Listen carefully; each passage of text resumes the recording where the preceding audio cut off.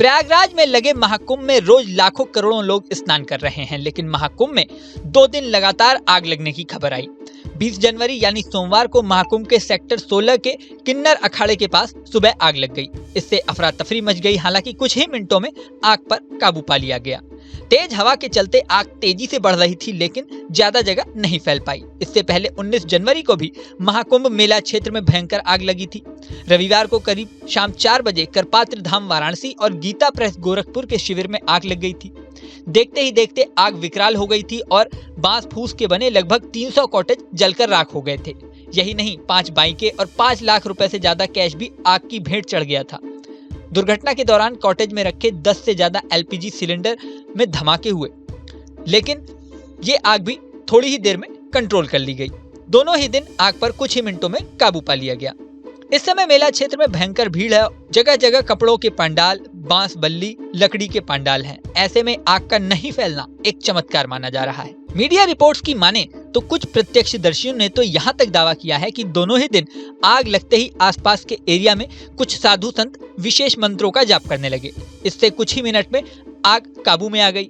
आमतौर पर तेज हवा चलने पर आग पर काबू पाना मुश्किल होता है। 7 जनवरी को तो अमेरिका के कैलिफोर्निया के जंगलों में भी आग लग गई, जो आज तक नहीं बुझी है। वहां आग नहीं बुझने की वजह तेज हवाएं मानी जा रही हैं, लेकिन कुंभ के मेला क्षेत्र में 4000 हेक्टेयर भूमि में कपड़ों, बांस, लकड़ियों के हजारों पंडाल, धूप, दीप, रुई जैसे जलने वाले टनों पदार्थ, कई टन तेल और घी रखा है, लेकिन आग कुछ ही मिनटों में बुझ जाना कई श्रद्धालु इसे चमत्कार मान रहे हैं। यहाँ तक कि दोनों ही दिन आग में कोई भी व्यक्ति हताहत नहीं हुआ, सभी लोग सुरक्षित हैं। आग बुझने पर उत्तर प्रदेश के डिप्टी सीएम ब्रिजेश पाठक ने क्या कहा, ये सुनिए। पूरी तैयारी है, घटना पर पूरी तरह से काबू पा लिया गया है। कहीं कोई पैनिक जैसी स्थिति नहीं है। स्थितियां पूरी तरह से नियंत्रण में है और अग्निशमन विभाग ने बहुत अच्छा काम किया है। क्या लगता है इतनी जल्दी जिस तरह से निपटा लिया गया? अग्निशमन विभाग ने बहुत अच्छा काम किया है और विपक्ष हमेशा सनातन के खिलाफ बोलता है, सनातन को आगे बढ़ते देखना नहीं चाहता। वहीं आग पर काबू पाने के बारे में फायर टीम के सदस्य ने क्या बताया, ये सुनिए। मैं चाहूंगा कि जो हमारे एनडीआरएफ के दस्ते थे और अग्निशमन दस्ते थे, उन्होंने आपस में मिलकर बहुत अच्छा काम किया और आग को बहुत ही कम से कम समय में अपनी कार्रवाई करके आग पर काबू पाया। हमारे जो दस्ते थे उन्होंने रास्ता बनाया, जहां पर आपने देखा टीन की जो शीट्स थी उनको काटा, उनको हटाया, क्योंकि हमारे पास इस तरीके के इक्विपमेंट्स वगैरह होते हैं कि रास्ते में कहीं ऐसे लकड़ी है, कोई बल्ली है, पिलाई है, तो उसको तुरंत काट कर रास्ता बनाया, जिससे कि जो गाड़ियां हैं वो तुरंत अपनी पानी की बौछार या जो उनके पास अन्य सामग्री है वो जल्दी से जल्दी वहां पहुंचाकर अपनी कार्रवाई कर सके। तो यही हमारी टीमों ने मिलकर आपस में काम किया। यहाँ आपको ये बता दें कि 13 जनवरी से प्रयागराज में महाकुंभ शुरू हुआ है, जो 26 फरवरी तक चलेगा।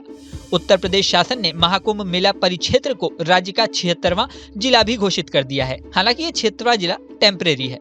इस साल का महाकुंभ पहले से ज्यादा शुभ माना जा रहा है, क्योंकि ज्योतिषियों के मुताबिक 144 साल बाद ग्रहों का दुर्लभ संयोग बन रहा है। इस दिन सूर्य, चंद्रमा, शनि और बृहस्पति ग्रहों की शुभ स्थिति बन रही है। बताया जा रहा है कि ऐसा दुर्लभ खगोलीय संयोग समुद्र मंथन के दौरान बना था, इसलिए इस बार प्रयागराज में पहले की अपेक्षा ज्यादा भीड़ भी दिखाई दे रही है।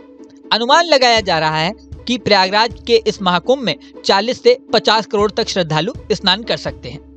इस वीडियो में फिलहाल इतना ही। बने रहें न्यूज नेशन के डिजिटल प्लेटफॉर्म पर। न्यूज नेशन अब व्हाट्सएप पर खबरों के ताजा अपडेट के लिए न्यूज नेशन के इस QR कोड को स्कैन करें।